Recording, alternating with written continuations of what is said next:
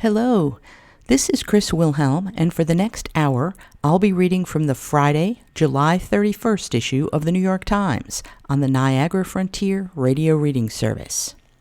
We'll start today with Trump threatens to withdraw Blanche as Attorney General, dealing blow to nomination. President Trump's threat followed a day of fruitless negotiations with two Republican holdouts, Senators John Cornyn and Thom Tillis. By Glenn Thrush, Michael Gold, and Carl Hulsa. Todd Blanche's nomination to become Attorney General suffered a serious blow on Thursday when President Trump threatened to withdraw Mr. Blanche's name rather than place limits on a tax immunity deal that would benefit himself and his family, as demanded by two Republican senators. Mr. Trump's threat, posted on social media, followed 24 hours of frenetic and fruitless negotiations among Mr. Blanche, the White House, and the two senators, John Cornyn of Texas and Thom Tillis of North Carolina, who are not returning to Congress next year. I have no objection to temporarily withdrawing Todd's name if they do not do the right thing, and putting him back after Cornyn and Tillis are out of office, Mr. Trump wrote, in a fight that has exposed the limits of his power over Congress. That set off a late-day scramble to rescue Mr. Blanche's nomination and the semblance of intra-party, inter-branch comedy. Mr. Tillis and Mr. Cornyn met privately with Mr. Blanche Thursday afternoon in the offices of the National Republican Senatorial Committee near the Capitol. It was not immediately clear if they broke the impasse. Mr. Cornyn and Mr. Tillis object to a deal negotiated by Mr. Blanche and Mr. Trump's personal lawyers to resolve a lawsuit the president has filed against the IRS. The deal gave Mr. Trump, his family, and his businesses broad immunity against IRS audits, potentially saving them at least $100 million in penalties. Democrats and even some Republican lawmakers criticized the deal as a giveaway to the Trump family. The two senators want to narrow the deal in order to advance Mr. Blanche's nomination, demanding that he put in writing what he acknowledged at his confirmation hearing, that the provision applies to only Mr. Trump, two of his sons, and the Trump Organization, and that it would be limited to audits of past tax returns. But the administration so far has refused. Mr. Blanche cannot afford a single Republican defection on the Senate Judiciary Committee if he hopes to advance his confirmation to the Senate floor. The opposition of Mr. Cornyn and Mr. Tillis leaves him too short, forcing the committee to scrap its scheduled vote on Thursday. Mr. Trump would have ways to allow Mr. Blanche, the president's former top defense lawyer, to effectively remain as acting Attorney General indefinitely. But the fact that some Republicans, emboldened by Mr. Trump's declining popularity and alarmed by his lack of concern for their own political fortunes, even temporarily derailed a flagship nominee, raised questions about Mr. Trump's capacity to sustain the dominance over congressional Republicans that has allowed him to exert unmediated control over the department. Mr. Trump's threat is unusual in at least two respects. First, there is no guarantee that Republicans will maintain their commanding majority in the upper chamber or be more willing to accede to his demands after the midterms. Second, pulling Mr. Blanche's nomination, even temporarily, would demonstrate Mr. Trump's willingness to advance his personal interests over the institutional stability embodied by a Senate-confirmed Attorney General. The tax deal tacked onto a Blanche-backed plan to create a $1.8 billion fund to compensate people who said they were victims of unfair prosecution by the government, pushed Senate Republicans to the brink. The fund raised the possibility of the government making gigantic payments to the people who stormed the Capitol on January 6th and forced Mr. Blanche to declare it was dead, even as he declined to put that commitment in writing. But he gave no ground on the tax immunity deal. At a closed-door meeting in May, several Republican senators browbeat Mr. Blanche for signing off on a wide-ranging agreement they saw as a vast conflict of interest that would be perceived by voters as an effort to line the pockets of Mr. Trump, his family, and his political allies. Mr. Trump nonetheless cast the objections as a personal vendetta against him. He accused Mr. Cornyn and Mr. Tillis of a sour grapes revolt aimed at punishing him for withholding his kingmaker endorsement in their contested Republican primaries. Mr. Tillis decided not to seek another term after repeated public attacks from the president, while Mr. Cornyn lost his re-election bid to a challenger backed by Mr. Trump. John Cornyn of Texas and Thom Tillis of North Carolina, both of whom I refuse to endorse, and whose political careers have been ended by my action, are refusing to vote for this great nominee, who will remain in any event as acting, the president wrote on Truth Social. Mr. Cornyn quickly pushed back, suggesting that he and Mr. Tillis represented a much larger group of Senate Republicans who had reservations about the implications of the tax deal, but could not incur the political risk to publicly oppose the White House that their status afforded them. There are more than just two people who have reservations about the weaponization fund and about the scope of the settlement decree, Mr. Cornyn said. And after the midterms, who knows who's going to be the next United States Senator from North Carolina or Texas? This is not popular, Mr. Tillis said at the Capitol. The president's not winning on this issue. It is killing some of our candidates because they can't explain it. And now it looks like they weren't being honest when they said it was inoperative.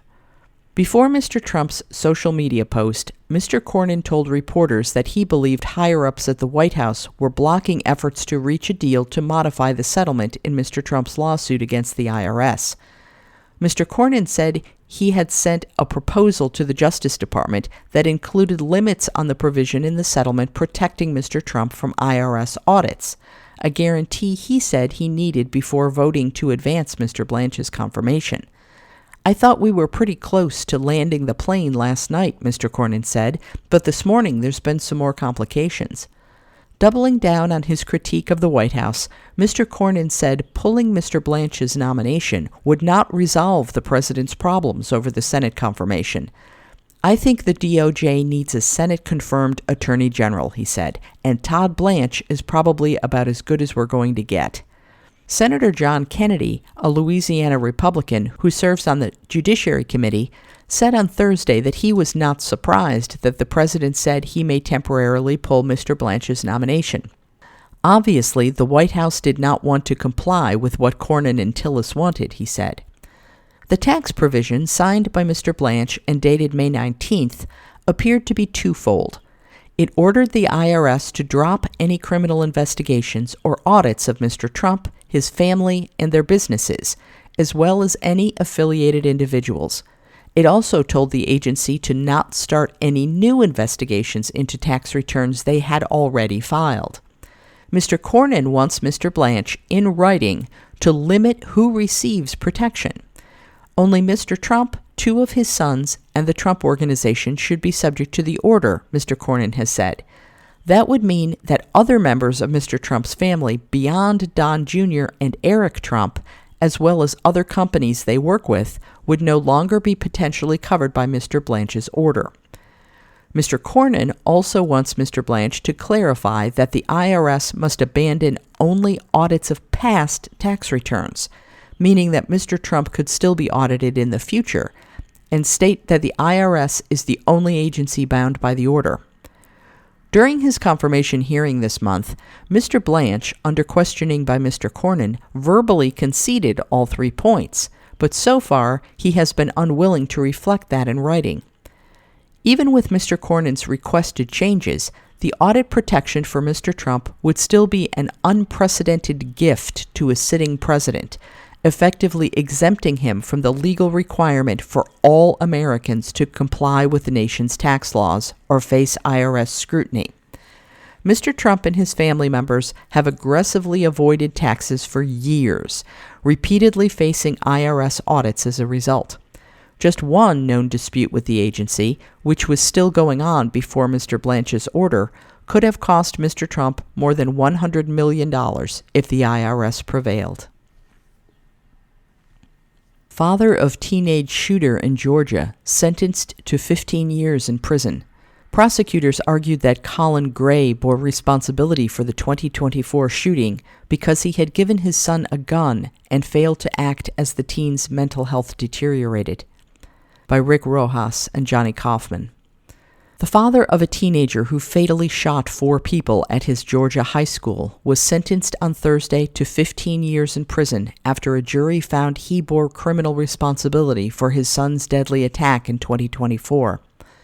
The father, Colin Gray, had been convicted in March of murder and involuntary manslaughter, among other charges. Prosecutors argued that he shouldered significant blame for the shooting in Winder, Georgia, because he had given his son, Colt, then 14, the rifle that was used and failed to heed signs of his son's deteriorating mental health and growing obsession with violence. Prosecuting the parents of juveniles who carry out mass shootings has become one of the latest fronts in the search for accountability in a country frustrated by recurring gun violence. The case against Mr. Gray has stood out for the severity of the charges. His potential sentence ranged from 10 years of probation to 243 years in prison. Prosecutors had asked for an 80-year sentence, effectively a life sentence for Mr. Gray, 55. Judge Nicholas Prim of State Superior Court in Barrow County noted the novelty of the case, describing it as the first of its kind in Georgia and the second in the country. He acknowledged that Mr. Gray had not orchestrated the attack or even been aware of his son's specific plans, but his actions, or more precisely his failure to act, allowed the attack to happen. You were convinced because the warning lights were flashing brighter and brighter, and you didn't get him help, and you didn't remove his access to the guns, the judge said as he handed down the sentence. It is clear you failed as a parent, the judge said, describing family turmoil and a lack of oversight for Colt Gray, who is frequently absent from school and missed his 8th grade year entirely. You did not provide a stable household, he added. He fell deeper and deeper into this obsession when he should have been in school. Brad Smith, the district attorney for Barrow County, said the sentence sent a message that he hoped would resonate beyond the Atlanta suburb where the shooting happened. People need to understand that this is a phenomenon going through our society, and do not take these things lightly, Mr. Smith told reporters on Thursday. These kids are not in a position where they are able to make rational decisions when it comes to things like firearms, and we need, as a society, to step up and realize who should and who should not have access to them. The younger Mr. Gray, now 16, pleaded guilty to 55 charges related to the shooting, and he was sentenced by Judge Prim on Tuesday to life in prison without the possibility of parole. The judge in that sentencing said that the younger Mr. Gray understood the horror of what you were going to do, but he also acknowledged that Colt Gray had been failed by the adults in his life, his father chief among them. During his trial, the elder Mr. Gray had tried to convince jurors that his son's intentions seemed clear only now with the benefit of hindsight. Testifying in his own defense, he portrayed himself as ill-equipped to handle his son's cascading behavioral problems. Giving him an AR-15-style rifle as a Christmas gift was, in his telling, a misguided attempt to connect with his son and pull him away from the internet and video games. No parent is trained to look at his own child and see a mass shooter, Brian Hobbs, Mr. Gray's lawyer, said in the sentencing hearing on Thursday. But prosecutors said the shooting at Appalachia High School on September 4, 2024, had followed a litany of warnings in a childhood punctuated by upheaval, including repeatedly moving homes and changing schools, his mother's addiction struggles, and conflict between his parents. In his bedroom, Colt Gray had created a shrine to the teenager convicted of killing 17 people in Parkland, Florida in 2018, with photographs and news clippings. Sheriff's deputies visited the Gray family home to investigate an online threat of a school shooting traced to their address, and the boy's behavior worsened with violent outbursts and anxiety-driven meltdowns, and statements to relatives about voices in his head. His parents discussed and researched possible treatment options, but never followed through, prosecutors said. Instead, they gave him antidepressants prescribed to his mother. Brianna Schermerhorn, the mother of Mason Schermerhorn, a 14-year-old killed in the shooting, acknowledged the challenges of parenting, the inevitable situations one feels unprepared for. But this was not the situation with the elder Mr. Gray. He wasn't left guessing, Ms. Schermerhorn said in court on Thursday as she gave a victim impact statement. He knew his son was in crisis, she added, pausing as her voice broke. Instead of acting, he chose to look away. Instead of intervening, he chose inaction. Instead of protecting his son from himself and protecting the community from the danger he posed, he armed him. The case arose as gun violence prevention advocates and others have contended that blame for such shootings does not always end with the perpetrator. Yet the pursuit of broader accountability has often ended in frustration. Vast federal protections shield gun companies from most litigation. Efforts to prosecute law enforcement officers for flawed responses, like after-school shootings in Parkland and Uvalde, Texas, were unsuccessful. The activism of victims' families and survivors has yielded little in the way of restrictions on gun access. In recent years, the parents of juvenile perpetrators of these shootings have emerged as another avenue for accountability, by way of criminal charges and through litigation. James and Jennifer Crumbley, the parents of a 15-year-old boy who fatally shot 4 people at his Michigan high school, were convicted of involuntary manslaughter and sentenced to at least 10 years in prison. After a 21-year-old opened fire on a crowd gathered for a 4th of July parade outside Chicago in 2022, the gunman's father pleaded guilty to misdemeanor charges and was sentenced to 60 days in jail for helping his son obtain a gun license, despite being aware of his son's mental health issues. Last year, prosecutors in Wisconsin charged the father of a 15-year-old girl who shot and killed a student and teacher at her private Christian school before killing herself. After the shooting at Appalachia, investigators quickly zeroed in on the elder Mr. Gray, and he was charged with second-degree murder a day after the attack. In his trial, prosecutors pointed to the father's actions as soon as word began to spread of a shooting at Appalachia. During the trial, they showed a portion of a text message exchange between Mr. Gray and his daughter, in which he asked if she had been in touch with her brother. "I think we're thinking the same thing," she replied. They also noted that he had asked his boss to leave work, saying his son had broken his arm. And when the police arrived at the family home after the shooting, before officers could explain why they were there, Mr. Gray told them, "I knew it." You're listening to a reading of articles and features from the New York Times on the Niagara Frontier Radio Reading Service.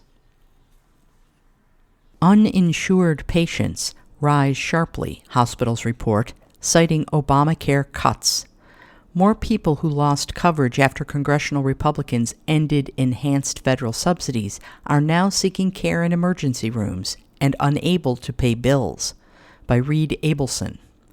More and more uninsured patients are showing up in hospital emergency rooms and clinics, having lost their coverage under the Affordable Care Act.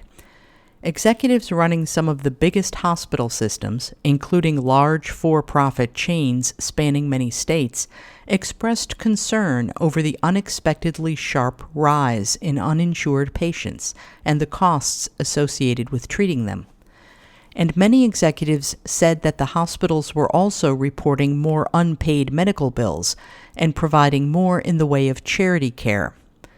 Some hospital systems also found that patients were foregoing or postponing lucrative elective surgeries like knee replacements in recent months. The significant increase in uninsured patients, about 20% in some cases, was disclosed in earnings reports in the past week and interviews with nonprofit hospital groups.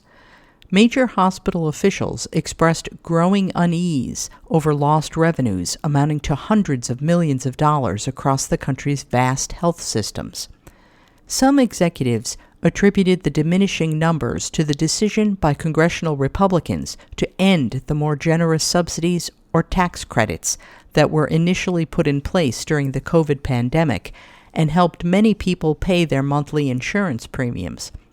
While the vast majority of people enrolled in an ACA plan this year still receive a federal subsidy, the federal assistance is less generous. People are paying significantly more for a plan in 2026 on average, and anyone making more than 4 times the federal poverty level, $62,600 for an individual, no longer qualify for help. Since the beginning of the year, enrollment in Obamacare has dropped by about 3 million, or 13%, according to the latest government figures. Insurance companies expect even more people to drop their ACA plans. The Trump administration has described the fall-off largely as a result of its crackdown on fraud, but many people covered by Obamacare said they were struggling to afford the monthly costs, according to a survey by KFF, the health research group. The rise in unpaid bills underscores the difficult financial strains facing many families. What that tells me is that there are patients who are completely unable to pay, said Laura Kaiser, the chief executive of SSM Health, a nonprofit Catholic hospital group, who is expected to become chairwoman of the American Hospital Association, an industry trade group, in 2028. We're really crushing people who are desperately trying to pay their bills. The hospitals are absorbing that, and we can't, she said. Americans have repeatedly cited the rising costs of health care as a top concern in public opinion polls during this midterm election year, with the economy and affordability important issues for voters. But relief from higher insurance and medical expenses is not about to arrive anytime soon. Roughly 30 million adults and children in the United States are uninsured, and to offset the losses, experts predict that hospitals will raise prices for those enrolled in plans, including policies offered by employers. Increases in both premiums and deductibles have affected Americans covered by private plans as well. Many individuals have been forced to seek out cheaper plans with high deductibles, which require patients to pay thousands of dollars in medical bills before their insurance kicks in. In an earnings call with analysts last Friday, executives at HCA Healthcare, the nation's largest for-profit hospital chain, said patients who were previously enrolled under the Affordable Care Act appeared unable to find other sources of coverage, but still needed emergency care from a hospital. They had migrated almost one-for-one uninsured, Sam Hazen, the chief executive of HCA, said. The American company, which operates 190 hospitals in 19 states and Britain, said the impact was greatest at its hospitals in Florida and Texas, as well as South Carolina and Georgia. Company officials warned investors that the most likely result would be about roughly $1 billion less in operating profits this year. At Community Health Systems, another for-profit chain that reported its 6-month results last week, the visits by patients who did not use insurance to pay for medical care rose 20% compared with last year. In addition, an executive pointed to a drop in patients enrolled in Medicaid, the federal state program for the poor. Some appear to have difficulty signing up, while others chose not to enroll, he said. Centene, the for-profit health insurer that specializes in government programs, told investors on Tuesday that its Medicaid enrollment was declining more than expected, even before the looming challenges from the One Big Beautiful Bill Act. Millions of people on Medicaid are expected to lose coverage in the coming years. Hospital executives also said there were signs that people were putting off care, like deferring joint replacements or skipping testing for a heart condition. As gas prices go up, that has a pretty significant impact on disposable income for those households, and health care seems to be one of the first things that people will delay, or at least attempt to delay if they can, Kevin Hammonds, the chief executive of Community Health Systems, told analysts.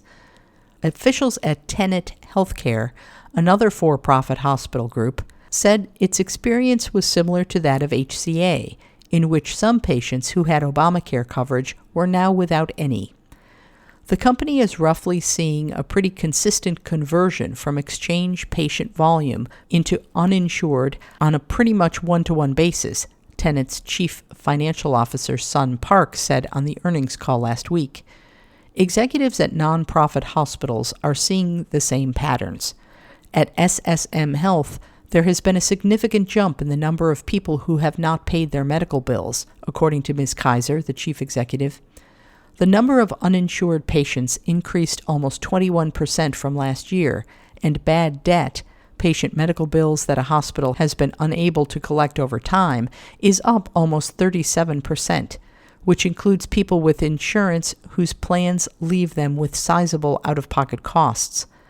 Under federal law, hospitals are required to care for people with medical emergencies, regardless of their ability to pay. We're all going to end up paying more as hospitals take on more uncompensated care and bad debt, said Jeff Wurzburg, a healthcare lawyer at Norton Rose Fulbright. While the fallout from the lapse in enhanced subsidies varies from hospital to hospital, industry surveys suggest these recent reports are not unusual. When we look at this data, we have been seeing rising bad debt and charity care, said Eric Swanson, a managing director at Kaufman Hall, a consulting firm that publishes a monthly report on hospital finances. In May, uncompensated care as a percentage of revenues was 21% higher than it was 3 years ago. The hospitals most vulnerable to the fallout in enrollment in government programs like the Affordable Care Act and Medicaid are smaller rural hospitals and safety net hospitals that treat a large share of people without insurance. Because these types of hospitals make so little profit, every little weight on the scale brings additional challenges, said Dwayne Fitch, who advises hospitals for Plant Moran, a consulting firm. Few industry experts predicted a surge in the number of closed hospitals, but many said hospitals were starting to shutter individual clinics and cut services like maternal care and behavioral health services. Some hospitals will cut back on big projects and defer maintenance on their facilities. We have seen systems quietly closing services, said Dan Steingart, who oversees Moody's ratings coverage of nonprofit hospitals. The facilities are not making announcements, he said, but cutting services to reduce costs. Banner Health, a nonprofit system based in Arizona that operates nearly 36 hospitals, said more than a quarter of the uninsured patients it had recently treated had coverage last year. Hospitals will face even more unpaid bills as the changes to Medicaid are expected to go into effect next year, said Amy Perry, the chief executive of Banner. Hospital systems like hers are looking at where they can save money, including closing facilities, which may mean patients would have to travel farther for care. We're doing that in every market in our portfolio, Ms. Perry said. What is going on now is a slow burn, Ms. Perry said, but she warned that the impact would be greater as more people lost their insurance coverage in the coming years, and hospitals took more drastic steps to cut costs. We see this about to happen, she said. We're basically saying, please don't touch the stove. You are listening to a reading of articles and features from the New York Times on the Niagara Frontier Radio Reading Service.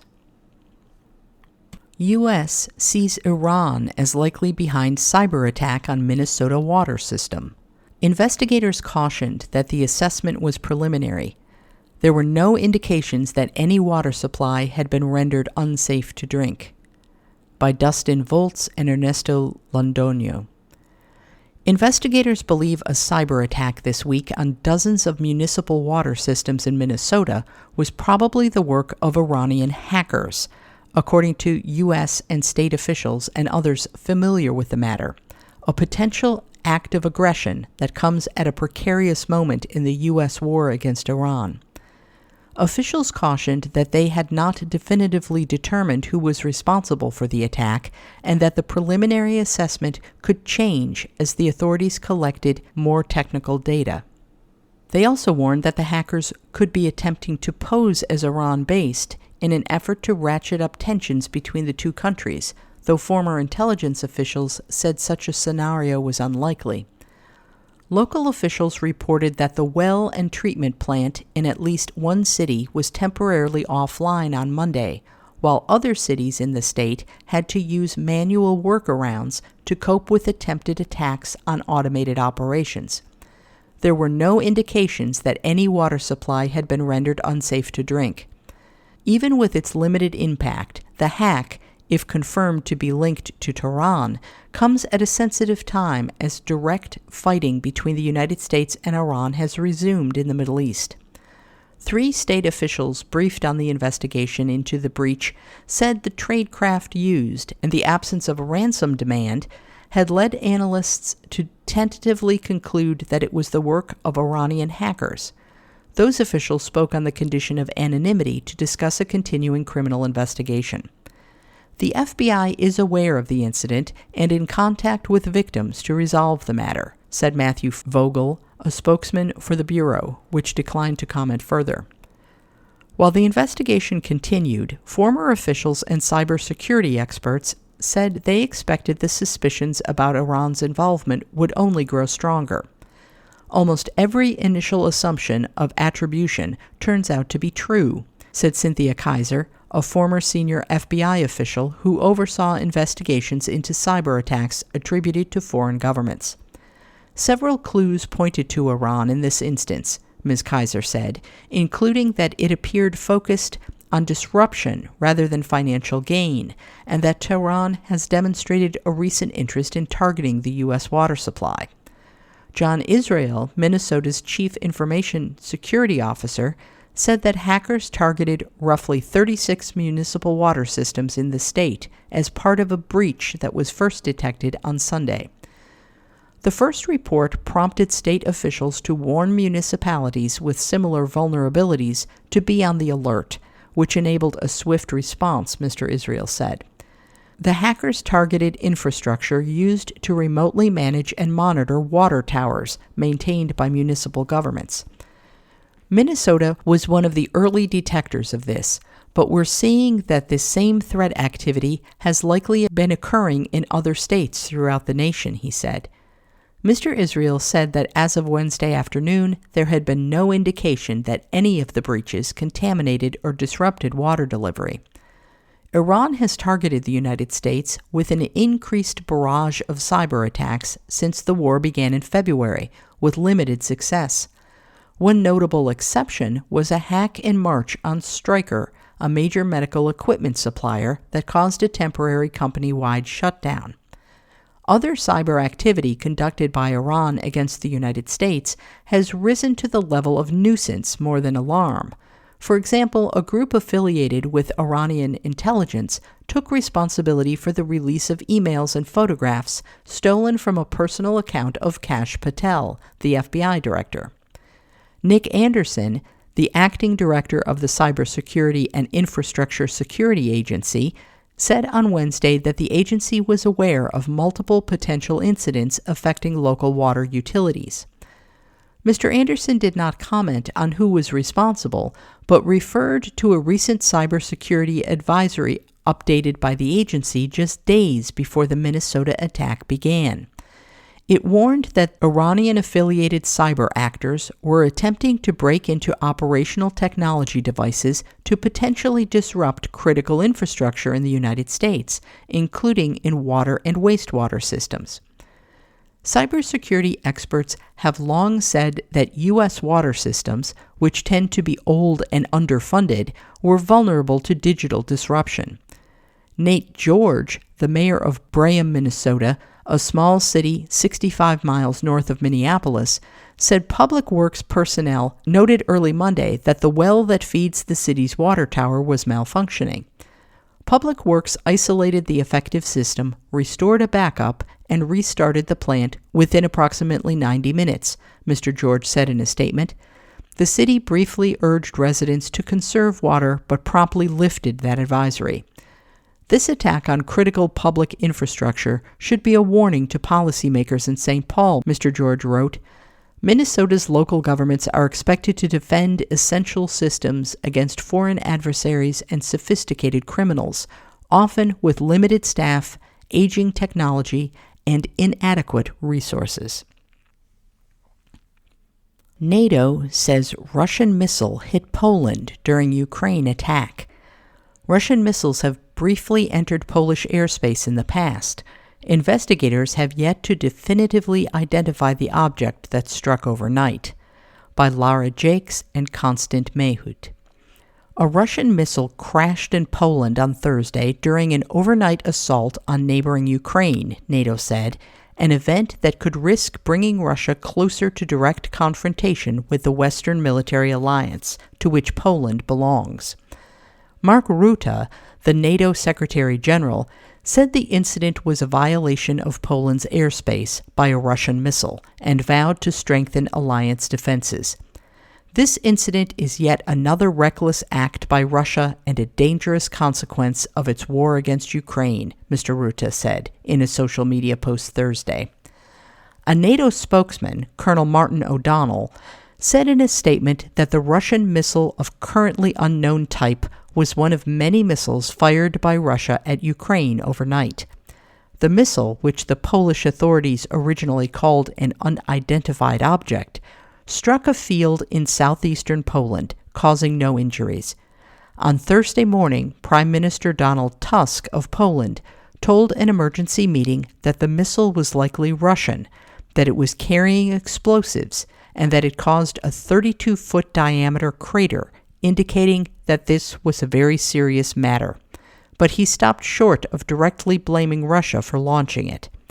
Politically, it always has great significance and speculation as to whether it was Russian or Ukrainian, Mr. Tusk said at a news briefing Thursday afternoon, adding that an investigation was ongoing. He said the missile was one of two that crossed into the country's airspace during Russia's overnight attacks on Ukraine. The other turned away after a brief incursion, he said, and in both cases, there's no reason to believe the target was Poland. Poland has been struck at least once before by a missile, with one falling on its territory in 2022, killing 2 people. Initial fears at the time that the impact was a wayward Russian strike heightened tensions and demands for NATO intervention, but it quickly became apparent that the projectile was an air defense missile that Ukraine had launched that had accidentally landed in Poland. Ukraine's foreign minister, Andriy Sybiha, said on social media that a Russian cruise missile had crossed into Poland, but he did not specify whether the weapon had hit anything. There was no immediate comment from Russia about Thursday's missile. As the largest NATO ally on Ukraine's border, Poland has both been one of Kyiv's strongest supporters in its 4-year war with Russia and suffered some of the most collateral damage. Russian drones have pulsed its airspace and fallen onto its territory, and it has been the target of sabotage and hybrid attacks that Polish prosecutors have linked to Moscow. Colonel O'Donnell said that NATO fighter jets and other aircraft had been scrambled to intercept Thursday's missile, and that the alliance's top military commander, General Alexis G. Grinkovich of the U.S. Air Force, had spoken with Poland's defense minister afterward to discuss possible responses. It is not clear what those might entail, and NATO officials would not discuss whether Poland had asked for official consultation with the entire alliance on how best to protect its territory. General Grinkovich underlined that NATO will continue to take all necessary measures to defend NATO territory, Colonel O'Donnell said. The missile crashed just 31 miles south of where Mr. Tusk had met hours earlier with President Volodymyr Zelensky of Ukraine. Mr. Tusk, who traveled to the crater site to inspect the damage, said it was an unusual coincidence that the missile had struck so close to the meeting. "We were ready to shoot down this missile if it continued its flight," Mr. Tusk said. He had originally identified the missile as ballistic, but later said it was a cruise missile. In a statement, Poland's military said it had been monitoring at least a dozen Russian missiles flying over western Ukraine overnight, including what was described as an object that approached the Polish border around 3:29 a.m. local time, but then changed its direction and headed east. Around 10 minutes later, the military statement said, an unidentified object was detected in Polish airspace. Before an F-16 fighter jet that was scrambled could intercept it, however, the object disappeared from radar. The Polish authorities sent a helicopter crew to investigate and found what the military statement called the probable crash site of the object, near the village of Tarnowa Kolonia in the southeastern Lublin province. Poland's defense minister, Władysław Kosiniak-Kamysz, said on social media Thursday morning that it remained unclear what the object was or from where it originated. He called the incident an extremely tough night for our air defense, observation, and threat detection systems. Clarification is now underway regarding what type of object fell in the vicinity of the town of Tarnowa Kolonia, he said. The Ukrainian authorities used the event to press again for more deliveries of Western air defense systems to Ukraine, saying they could help defend European countries from Russian attacks. This is yet another clear demonstration that strengthening Ukraine's air defense now is urgent and serves as a guarantee for the protection of the entire Euro-Atlantic community, Mr. Sybiha said on social media. You are listening to a reading of articles and features from the New York Times on the Niagara Frontier Radio Reading Service.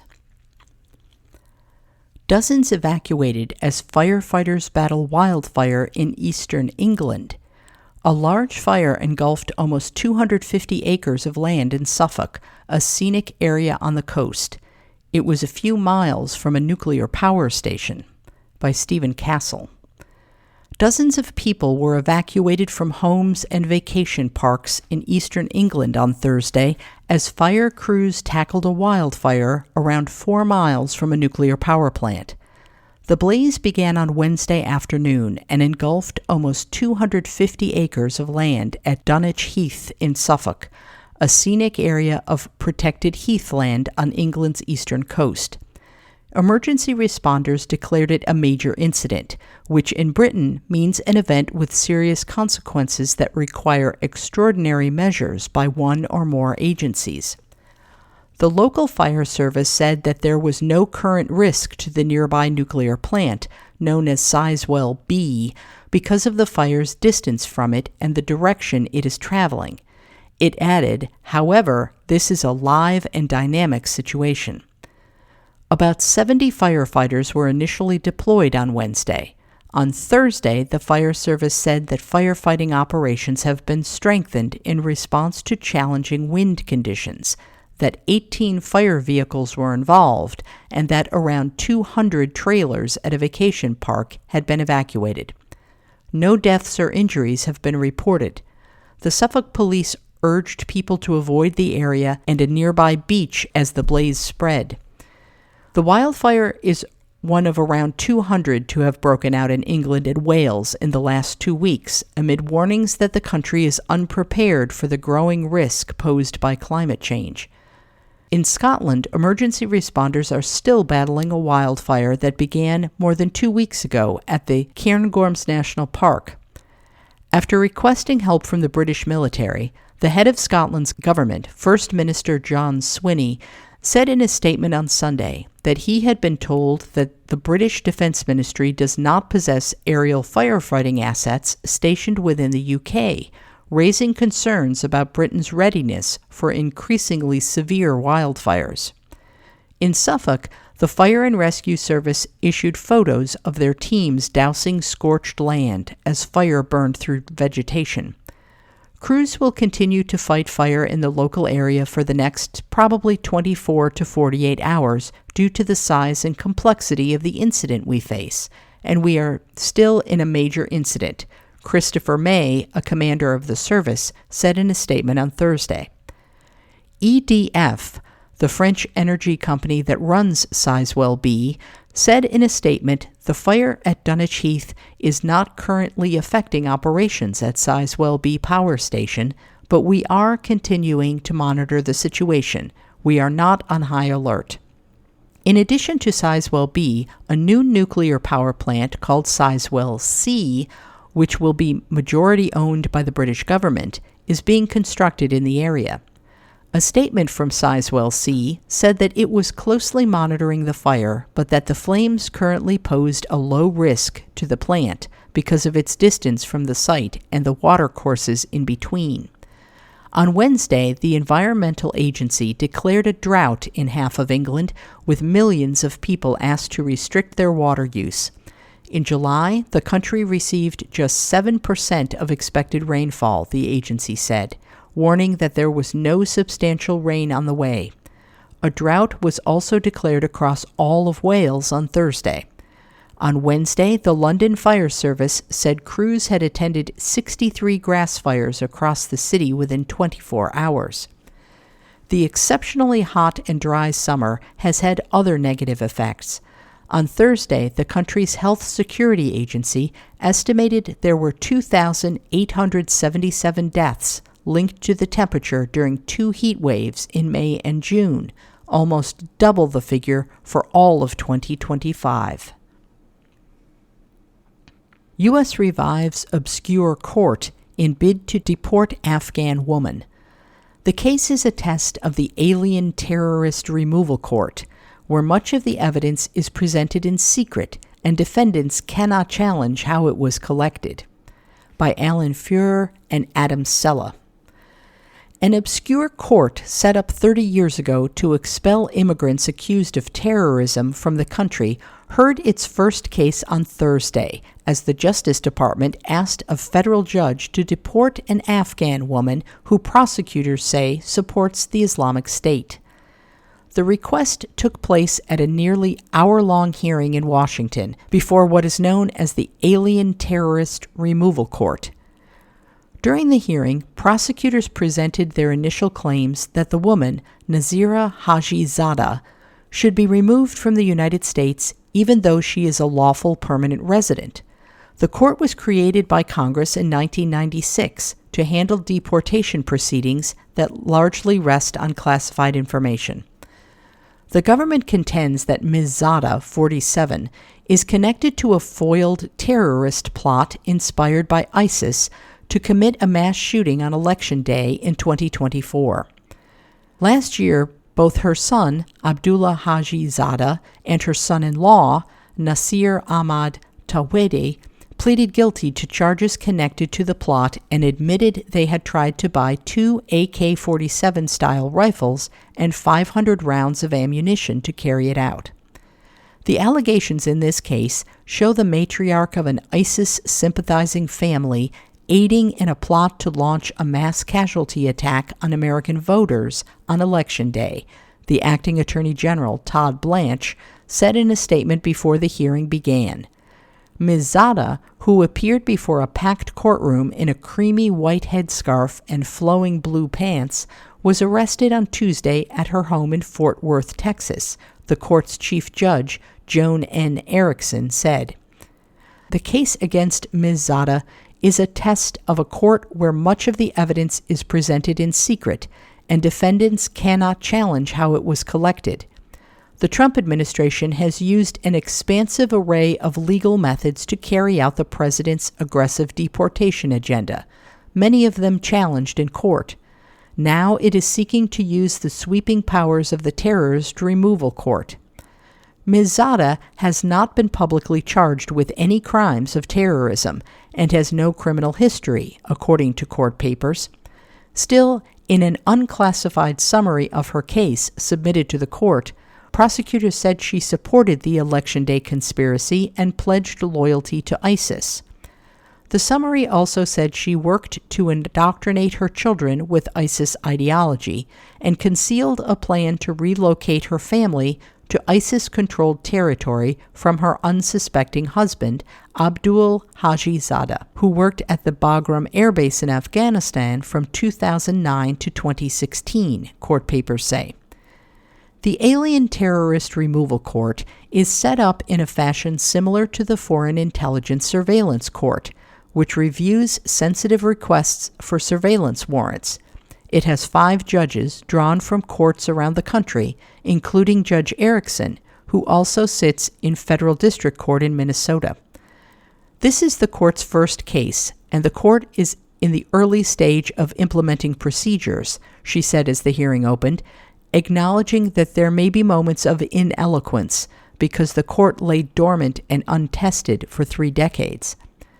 Matthew Farley, one of Ms. Zadeh's lawyers, began his remarks to Judge Erickson by asking that his client be released.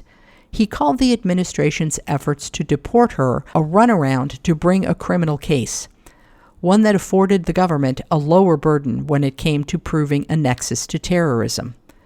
Mr. Farley also raised concerns that prosecutors did not plan to grant the defense access to the classified material in the case. But while Judge Erickson rejected his request for Ms. Zada's release, she said her working presumption would be that the defense team will be able to review the classified information underlying the case. The government filed its opening request to the court seeking to deport Ms. Zada on July 15th, supported by multiple classified exhibits. The court held a closed-door hearing the next day, raising a number of questions, both legal and administrative, Judge Erickson wrote in an order unsealed on Wednesday. The government submitted a supplementary briefing last week to bolster its case that Ms. Zada was what it described as an alien terrorist, whose removal from the country through normal immigration procedures would pose a risk to the United States' national security, Judge Erickson wrote. The judge ultimately found there was probable cause to proceed with the case and will soon set out a schedule for further filings and hearings. And finally today, waiting for a library book? This man makes sure you get it. For 20 years, a retired police department captain has overseen the shipping of books to library branches. Tens of thousands of books are sorted each day. By Claire Fahey. At a warehouse tucked away in an industrial corner of Queens, books of all shapes, sizes, and colors fly across a series of conveyor belts, tumbling into shipping containers destined for 150 library branches across New York City.